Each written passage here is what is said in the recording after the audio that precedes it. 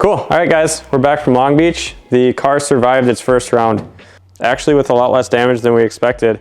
Everything worked really well. Long Beach is a great place to test basically what we were aiming to achieve with the rear setup of the car, with the new bash bar setup, the way that the chassis is set up in order to basically not contact the wall like we want it to. The old car, we had a lot of tube chassis things that were further back than we wanted it to, and we would always hit the wall with that, which would damage the chassis in ways that weren't easily fixable.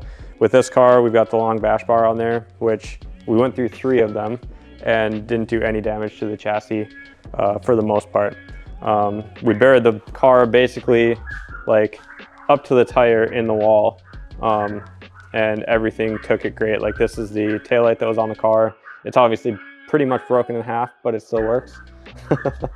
The carbon over fenders did great. We had one little crack in that guy, but the hatch folded up and popped back out, and everything worked exactly like it should. So it makes our life a lot easier when we get back from events like that, and we don't have to go and try and get the car on a frame rack and pull stuff out, because everything is nice and flexible. Yeah, we had, as far as suspension damage, we had a couple of parts that we broke. We have a rear YSFAB arm. Basically, this arm here is usually what takes all the damage. When we do get into the wall, the Z's have a really short overhang in the back. So when we put the back of the car on a wall, the tire is very prone to actually hitting the wall. So that obviously, this arm is always what takes the brunt of that force. So we did bend one of those.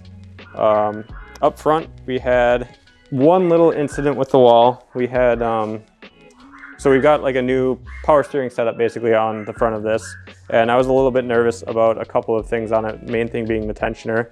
And that did fail on us twice, actually. Basically, it didn't break or fall apart. It would lose tension. So basically, randomly throughout the day, actually on 2 different runs, the tensioner would lose tension. Basically, all the tension would fall off the pulley, and I would lose power steering. So yeah, we had a couple of power steering issues. The first time it happened in the keyhole, or the kind of the hairpin at the end of the track, which wasn't a big deal. You're going slow already there, and I had the car transition and everything, so I was able to stop it before I hit anything. And I was in the chase the first time. The second time it happened, I was in the lead with Ryan Turk right behind me. And coming into the first outer zone, I felt the power steering give out basically, so the steering got really heavy. And I didn't want to slam on the brakes or anything, because that's right in the power alley where I knew Turk would be right behind me on throttle. And if I would just dump out of the gas, I would probably get hit. And so I got the car transition and then got on the brakes. He was able to pass me, go by without any issues. And then I was hard on the brakes and tried to get the car stopped in time, but just barely touched the tire wall at the end of the track. And it was just enough, it bent the headlight bracket and cracked the fender and cracked the bumper a little bit. And it actually bent the lower control arm, because when I went into the wall, the wheel was at full lock. And so it kind of pushed this way and bent the lower control arm. That was the last lap of practice right before we went into battles.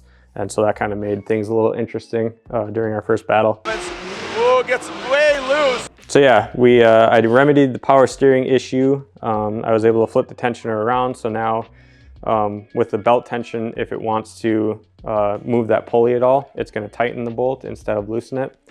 So that should stay on better. We'll see. I guess I haven't had a chance to really test it out. I took it down the road, but you never really know until you get out on track and really beat the crap out of it if it's going to hold up or not. So we'll find out real quick in Atlanta if that's the solution, or if we have to go do another revision. We were hoping after this first couple of round of events we were going to have the new motor, but that's not quite ready yet. That, and we don't have a whole lot of time between when we got back from here to going into Road Atlanta. So we're probably going to run this motor for a couple more events. The Road Atlanta's a track that you need a decent amount of power, but we were able to make it work in past years with the amount of power that we have. So I think this motor is going to be fine. And then Orlando and New Jersey they're pretty tight, a little bit smaller tracks. So I think we'll be fine for those events. And then we'll probably do a mid-season switchover with the new motor, just in time for Washington or Seattle and Utah, which are both pretty big power tracks. So should be good timing. So we The interior is actually, I don't think we ever got this on film, but it's all together now and it looks really good. We have the shifter bezel is kind of one of them. So this whole unit here, when we pull the transmission out, rather than having a bunch of you know, panels and stuff inside on the transmission tunnel that we need to pull off.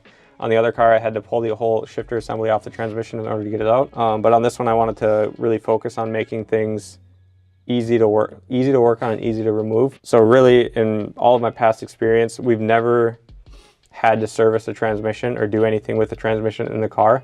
So there's really no need to really access it other than to pull it out. So when I did this, this whole section here, when you unbolt it, the handbrake here has a remote mounted master.